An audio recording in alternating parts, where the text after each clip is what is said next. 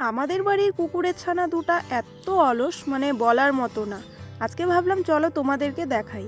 মানে ওদের সিম্পল ফান্ডা কি বলো তো, ওরা যখন খিদে পাবে ওদের তো উঠবে, উঠে ওদের মাকে খুঁজবে, ব্যাস খুঁজে পেলো, ওখানে দুধ খেলো, খাওয়া দাওয়া করে যেখানে খেয়েছে সেখানে গিয়ে ঘুমিয়ে পড়বে। সকালবেলা ঘর থেকে বেরিয়ে দেখি এখানেই শুয়েছিল, তো আমি ডাকলাম, উঠলো, উঠে একটু আমার সাথে নাটক করলো, পড়ে গিয়ে আবার শুয়ে পড়েছে। এই যে দেখো বেচারা ঘুমিয়েও পড়েছে। সেদিন তো আমাদের বাড়িতে গম মাড়াই করা হলো, তোমাদেরকে তো দেখালামই ভিডিওতে। তো আজকে সুন্দর রৌদ্র উঠেছে বলে দেখো পুরো উঠোন জুড়ে গম মেলে দিয়েছে। আর শুধু গম না, গমের সাথে মা তুলো কুড়িয়ে এনেছিল, তো দেখো বস্তা ভরে এখানে তুলোও কিন্তু রোদ্রে দিয়ে দিয়েছে। তারপর আর কি, এসব করতে করতে আমার সময় হয়ে গেছে সেলাই ক্লাসে যাওয়ার। তো আর কি, আমার বাহনকে তুলে চোখে চশমা সাটিয়ে মাথায় হেলমেট পরে বেরিয়ে পড়লাম আমার গন্তব্যস্থলে।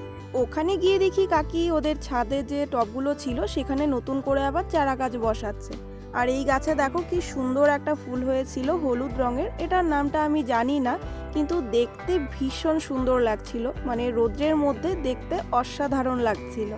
আর গাছ বলতে কি, এখন পুরনো সব গাছ তুলে এখানে দেখি সব গাঁদা গাছের চারা বসিয়েছে। সব গাঁদা গাছের মাঝখানে তো একটা চন্দ্রমল্লিকারও চারা আছে। এখানে পুরনো একটা গাছ ছিল, সেটারই নতুন করে একটা ডাল কেটে আবার নতুন করে বসানো হয়েছে।